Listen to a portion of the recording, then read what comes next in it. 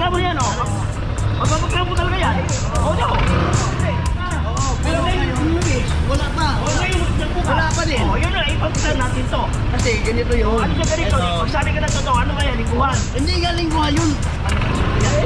Ano mo kuya?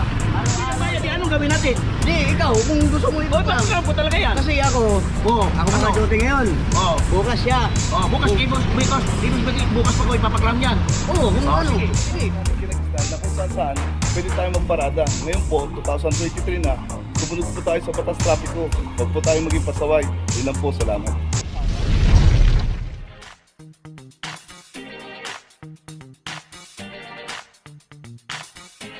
Papajo TV!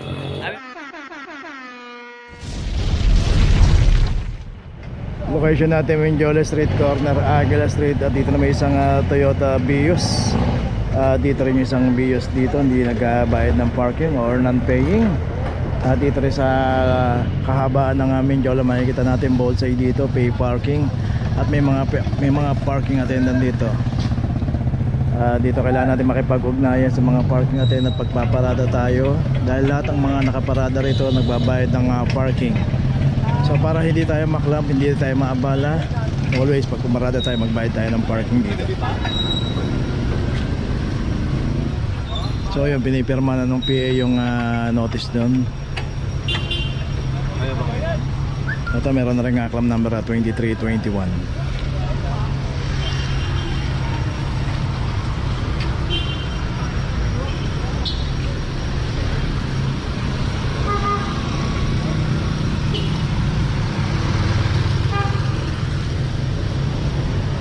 So ito na yung San Beda.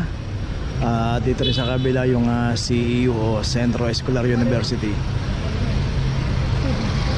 Number 29. 23, 29. 21.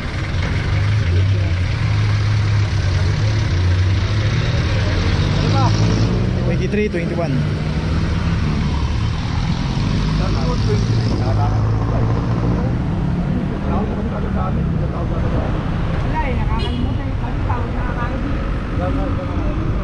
So ayan, makikita na natin yung gate 1 ng Malacanang.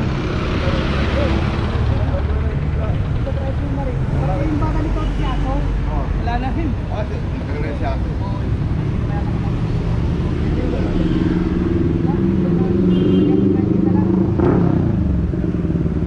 Nakalimutan mo ako para Kuya! May tatlo daw pa. Okay, ito may notice na at naka-plastic na rin. Okay, tuloy na po tayo. Location natin Mindiola Street. Ayan, kanto ng Legarda at CM Recto. At dito na may isang Honda City.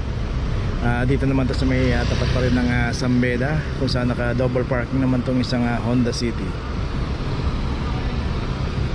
From number 23772.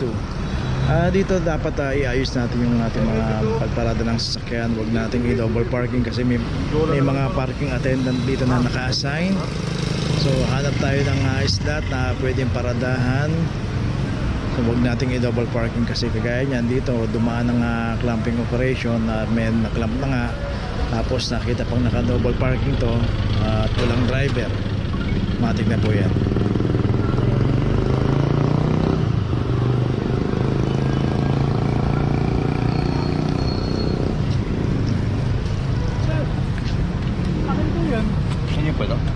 Sir, naka-double po kayo? Awal po yan. Pero pa yung papel ko, sir. Kanya na sa opisina, Central Marketing Foundation, ha? Sir, baka pwede pag-usapan po. Opisina lang po yung tukal. Double parking po yan. Ayun, so si Kuya dito nga galing sa San Beda. So dapat inayos niya muna yung sasakyan. Tapos ang gusto niya mangyari, pag-usapan na lang. Ay nako. So ito pa yung isang sasakyan ata dito natin. Ito naka double parking din dito. Wala ring driver.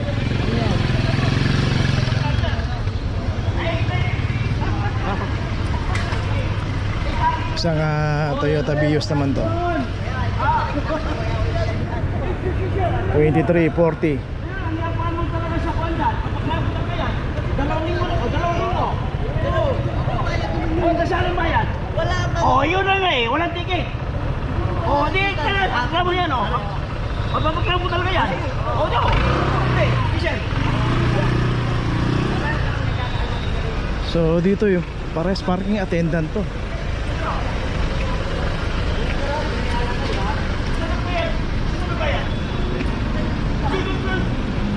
Saan ka lang? Oo, ewan ko kasi yun, nakalaan pa. Oo, Pero ngayon, Luis. Wala pa. O, ngayon, nagbukas. Wala pa din. O, yun na, ipagplan natin to. Kasi ganito yun. Ano siya ganito? Ito. Magsabi ka na totoo, ano kaya, lingguhan? Hindi nga lingguhan yun. Ano mo kuya? Araw-araw yun. Kaso lang. Eh, bakit hindi ka nagbayad sa akin? Hindi ba nga? Hindi ba sus. nga nagbayad sa akin yun eh? O, hindi nagbayad, di anong gawin natin? Hindi, ikaw, kung gusto mo O, ipagplan. ipagplan talaga yan. Kasi ako Ano? maka-duty ngayon. O, Bukas siya. bukas, bukas pa ko ipapaklam yan. Oo, kung Oh, ano. sige. Sige. Ano man ipapakla mo eh. Oh. Duty ko ngayon, magbabayad siya sa akin. Ayan. Huwag muna boss. Ayan, kausapin mo yan, sir. Kasi Boss, huwag mo munang ikaklam yan. Kasi mamaya, yung may-ari niyan, baka darating. bayad sa akin. Di, yung pasok kasi niya, tuwing Huwebes lang. Hindi nagbayad sa akin. Di, tuwing Huwebes yan. Ako na naka-duty dito eh. Kasi yung diyob ako, tuwing Huwebes. Ngayon, nakadalawang Huwebes na yata siya. Oh, paliwanag ko sa Palitan kanya. ba kayo? Palitan Opo. kayo? Yung diyob po dito, tuwing Huwebes. Hmm. Sa duty bukas. Tapos yung nakaraan, oo. May ticket ka naman? Mawala pa naman kasi sayang yung ticket na ilalagay dyan, mababasalan. Sa loob yan nilalagay, di ba? Oo, sa loob. Wala pa naman may-ari. Wala naman kuya, may ticket ka ito. Dapat yung paano mamaya magbayad sa akin yun. Bakit pinapangaka mo wala kang ticket? Ba't sila meron na?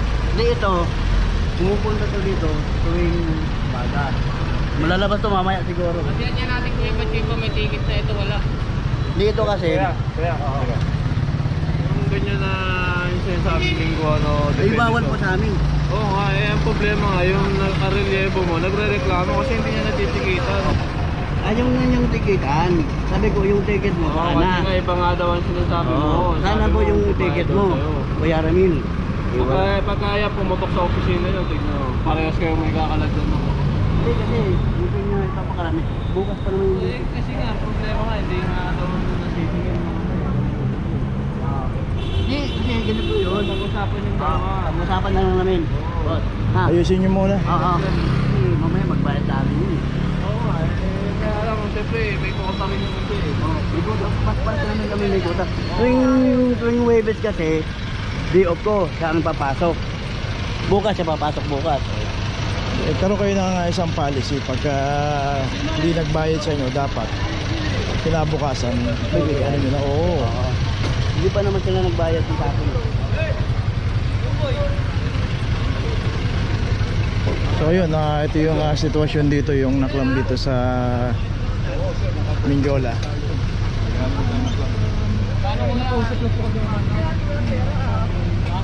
Alam mo sir, bago tayo parado sana, ayusin natin. May parking area po, dapat parado mo yung kaharap tayo.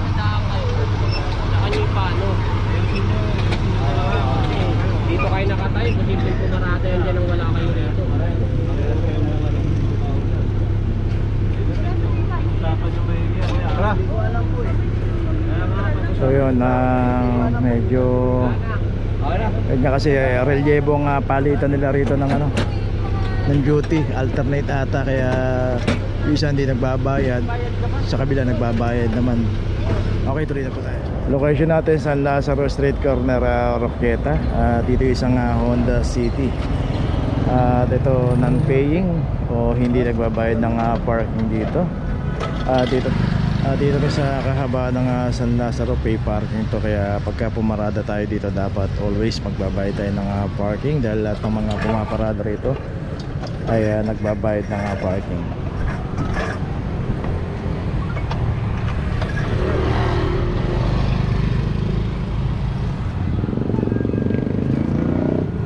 From number 0025.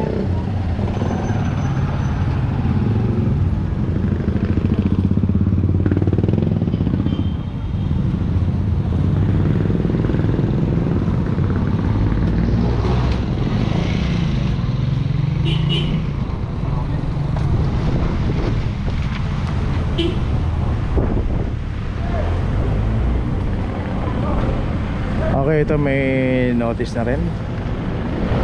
Okay, tuloy na po tayo. Location natin de la Puente Street, corner Amelia Street. Dito yung isang Nissan Almera 2342. Dito rin sa kahabaan ng de la Puente Street, Mabuhay Lane. Dito pagka inabot po yung ating sasakyan obstruct at walang driver, matik na po yan.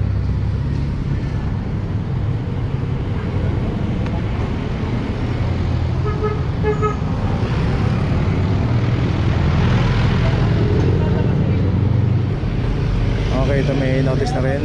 Tuloy na po tayo.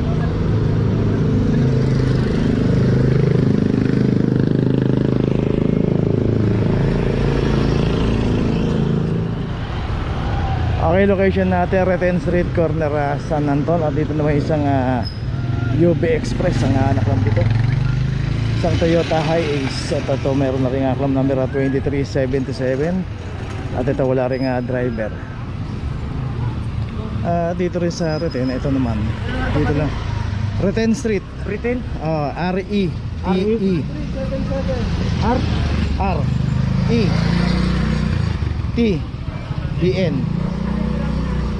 Retail. San Anton. 2377. Pati ikaw, akraman nila. Outside parking din niya. 1231. Pwede mo ng barangay. Ito. Barangay din ito.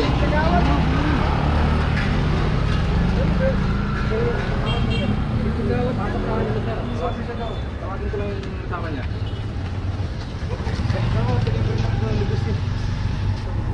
So yun, meron naman pala silang garahe. Kailangan pang maklamp muna bago ipasok. So dito ilang beses rin nagkaklamp dito. Alam naman nila yan, paulit-ulit na lang. Ito meron na rin notice.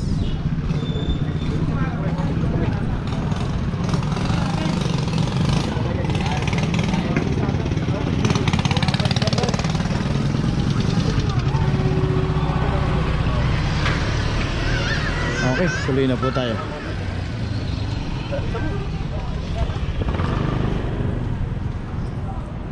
Location natin Felix Huertas, corner San Lazaro Street. Dito naman ito hindi rin nagbabayad ng parking. At ito meron na rin aklam number 2369. Isang Toyota Vios. At dito rin sa kahaba ng Oroquieta, pay parking. At pagkapaparada po tayo, magbayad lang po tayo ng parking. Okay, meron na rin notice. Okay, tuloy na po tayo. Okay, nandito na ngayon tayo sa opisina ng clamping, sa impounding dito sa Central. Dito na po nagtatapos ang ating vlog. Maraming salamat po sa mga subscriber, sa mga viewers, sa mga napadaan po sa ating channel. Maraming salamat po sa mga suporta nyo. Sa mga hindi pa po nakakapag-subscribe, subscribe na po tayo mga kabayan. Maraming salamat po. Mabuhay!